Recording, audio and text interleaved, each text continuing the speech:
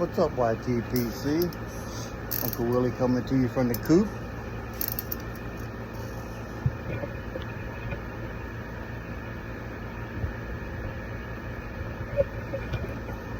The squirrel guy that came up the fence turned my Bigfoot head sideways. Now he's looking up in the sky. But that's all right, I'll fix it. Gracious.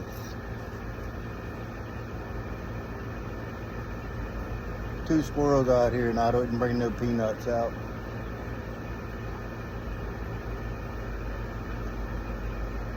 Sorry, little guy. Come back later.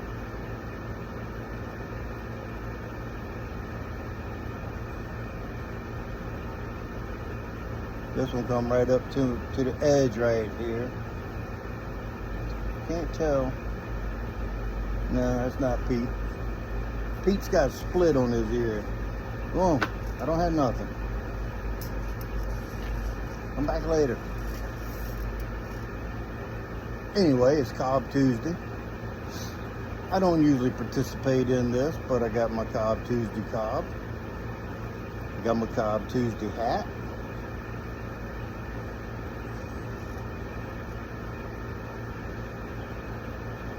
This is the C&D Cornell and Deal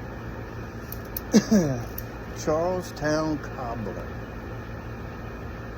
Does this fancy stem really make it a $30 corn cob?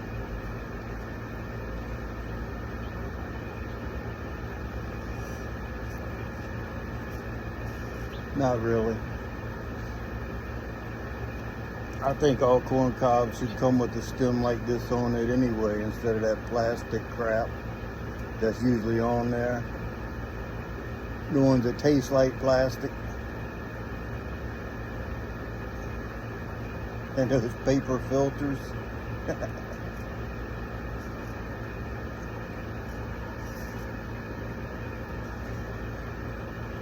So I'm doing a little comparison. I'm smoking something that I really, really like. And I figured if I smoked it in the cob, if I'm gonna smoke a cob, I'm gonna put something in there that I really, really like. So if the profile of the flavor changes, I can blame it on the cob, because I will know better. Other than smoking it in two different briars, seeing what the outcome is, one from the other. I am smoking in 1792 flake, but not just any ordinary 1792. This is the freshest that I've got. I popped open a half-pound box this morning. Let me set that down for a second. I popped open one of those half-pound boxes that you get, the 8-ounce box, whatever you want to call it, half-pound. And the flakes in it are not consistent. It's still got a good flavor and an excellent room note. When I laid all them flakes out just to give them some air before I put them in the jar, just laid them out for like a couple minutes and then started putting them in the jar.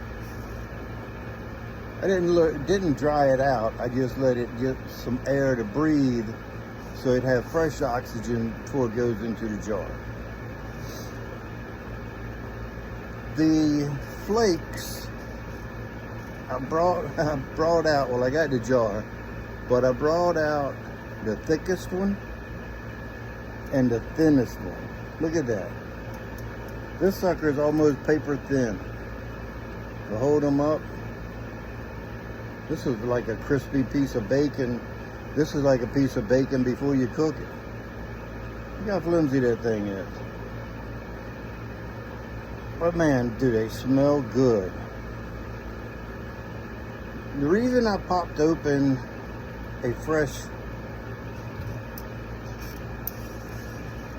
the freshest is because I'm doing a comparison of the Cobb plug to the 1792. I know I really need to use a different pipe, but I don't think that it really matters because you're going to get the flavors of it no matter what pipe you smoke.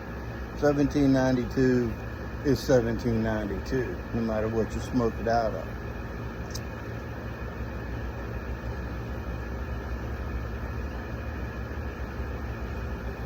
And even in a Cobb, it's still smoother and more rounded in flavor than it is in the Cobb plug.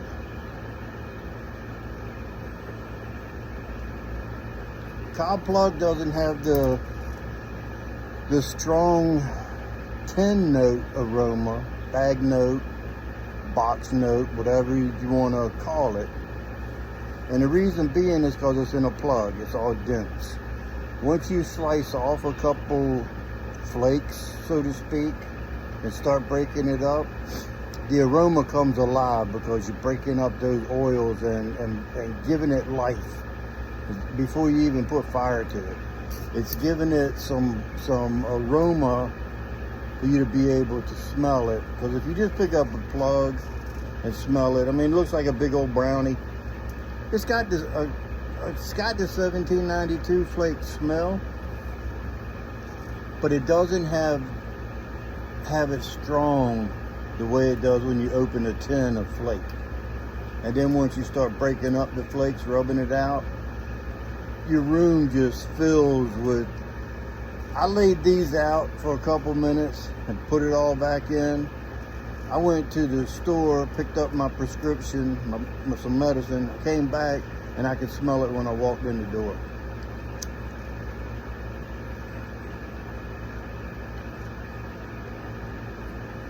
I think the flake is a lot better than the plug. The plug has got some rough edges. I mean, it's good. It's 1792. What can you say? It's good. Ain't no doubt about it. It's damn good. But the flake is better. I don't want to give Sam any ideas, but I think if he made this in a ready rub, it would still be as good. But I don't want him to do that. I don't want it in ready rub. I want it in flake. I'm not real fond of the Cobb plug. It's okay. I mean, it's good. Like I said, it's 1792. Flake is better. That's just my opinion.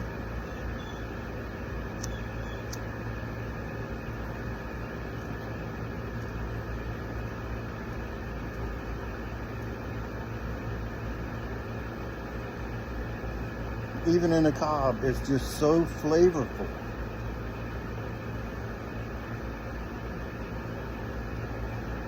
They say the description says that it's a strong flake. I don't get that. I know JC, when I gave him some Cobb plug, and he's got some 1792 of his own. He said it was strong. Actually, he said it was too strong for him. He can smoke it, but he'd rather smoke something else. A couple other people I saw where they said that it was a strong tobacco.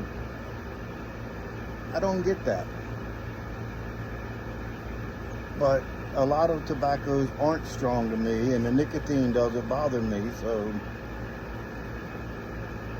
that's just, you know, my wheelhouse. That's just how my mileage is varying.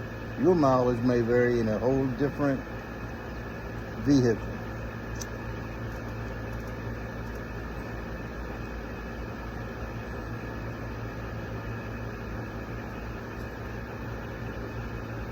It's available right now too. Boswell's has Cobb plug, Cannon plug, 1792 flake. I think Grousemore, there's like a half a dozen in the half-pound boxes at Boswell's. $52.50. Then shipping, which I think their shipping is like $5.99, $6.99. I've never had it shipped, so I don't know. I live close enough, I go pick it up. But yeah, Cobb plug compared to 1792 flake. The flake takes the blue ribbon.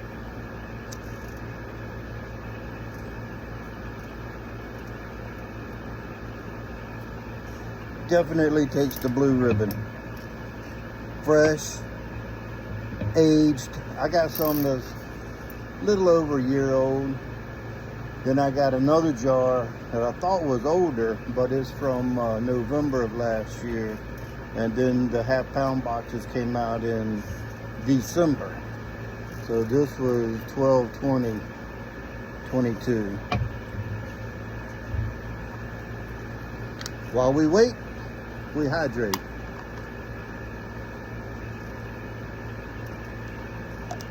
Oh, now, what kind of segue is this? I'm drinking Core, and it says Core Hydration. Well, speaking of Core, I want to talk about Core Essentials. See if you can see the name on there. Core Essentials. You can see, it's hard to flip. The inside of it is a ratchet.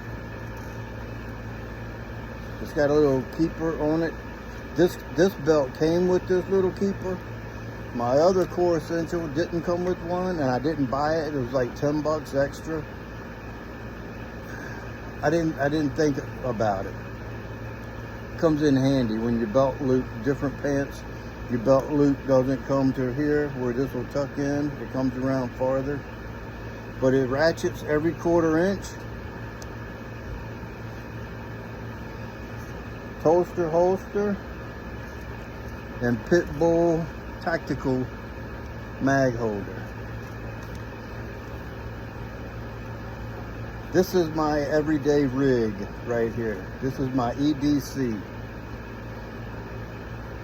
And you say, well, if it's your EDC, what are you wearing now? Aha! I got an answer for that too. But I wanted to show you all with this one before I showed you the one in action. See, they're numbered on the back where to cut it. 33, 34, 35, 36, on up. You don't go by your waist size. You measure your hips with where your pants ride. When pants are sold, the size they use is called a vanity size, because your circumference is usually 4 to 6 inches more than what your pant size are, from where you ride them, where you wear them. And that's with everybody. You can take a belt and go, tape measure and go around your hips, and you could be like 44, but your pants are only 38. It's just the way they play the game. But anyway, this you cut off and put it to the size you want it. And then it's got 2 screws right there, and this belt is solid. I mean, it's a monster.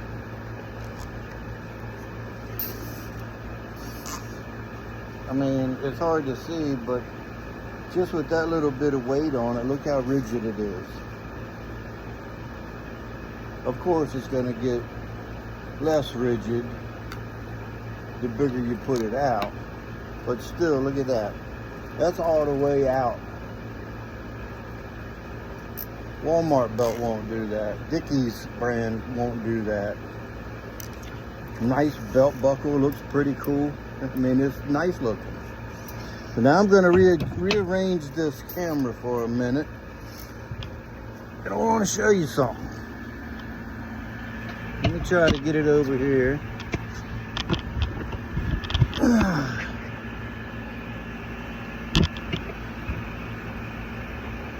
Alright.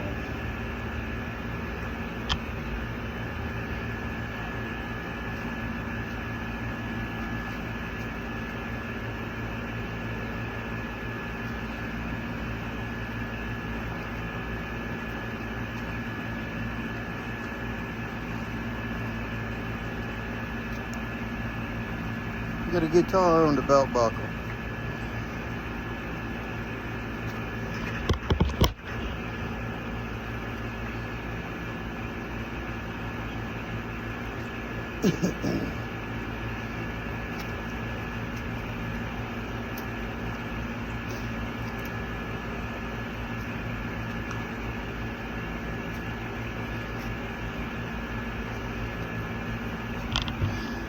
Did you tell I was carrying?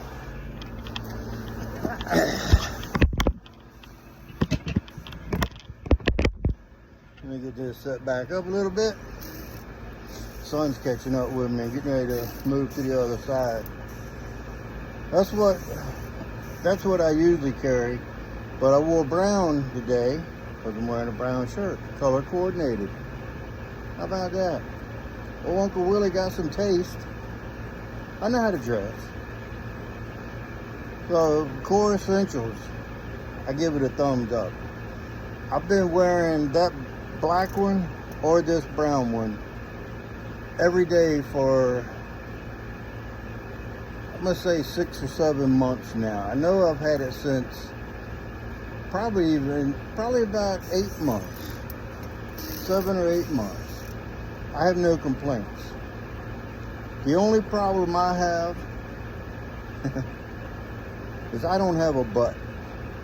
So my pants fall down. So I can't contribute that to this belt. This belt does help them stay up more. But now when they fall like this. They don't fall one side to the other. Even with the gun on there, this side doesn't fall more so than that side. With it being as rigid as it is, if this side starts to go down, this side goes with it. So your pants slide down symmetrically. So then you just pull them up, and you don't have to do it often. And most times when you're wearing that belt, and if you got a good holster like that toaster, sometimes I don't even feel it. I don't realize that that I have it until I touch it or hit something or whatever. Then I always make sure my shirt's down. I don't tuck my shirt in. So that's why I wear it outside the waistband. So let me see if I take this. I do this very gingerly because she is hot. Yeah, it's gonna fall down with that. But I mean, look at that. Let's get this foot back away. You two don't want me to shoot none of you guys. But there you have it. Corvette Jim. My thoughts on the Core Essential. I give it a thumbs up. I bought this belt from the well, I had some store credit at the gun shop. So I got this belt there with store credit, and it comes like a regular one comes at like 60 inches size here. So you just cut it to fit, and once you get it cut to fit, you tuck it in the clasp. This here rolls up, you tuck it in, push it down, then you tighten these 2 screws down. She ain't going nowhere.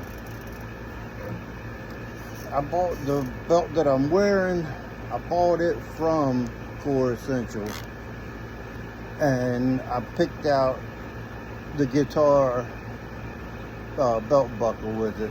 This one is the belt buckle that came with it being a basket weave look, but it clicks every 1/4 inch. And the beauty about it is if you're sitting out somewhere, if you go to dinner or cook out or whatever, and you eat that one burger that made it one burger too many and you're full, you can just reach right down nonchalantly in the front of your buckle, push that button and let it release a couple clicks, and that'll take, loosen it up on your belly. Then when you stand up, typical of when you stand up, you adjust yourself, you just push the belt, feel it, click once or twice, and you know, you're back where you were, and it's just good to go. So there's my review on 1792 and my review on Core Essential Gun Belt. The toaster holster, I'll review that on another video. And the Pitbull Tactical, that's a thumbs up on that no matter what. That's just comfortable, rides on inside or outside the waistband. You can just pull it right off, put it back on, and it ain't going nowhere because it's got these little hooks that snap in onto your belt, and it locks in place, and you're good to go. You got the extra mag or whatever you're able to carry, whatever size you have or whatever it is. So there you have it. I'm gonna jump, get out of the sun, and get over here in the other spot. And remember, if you stay ready, you don't have to get ready. And with that being said, until next time, you know what to do. Stop them and pop them.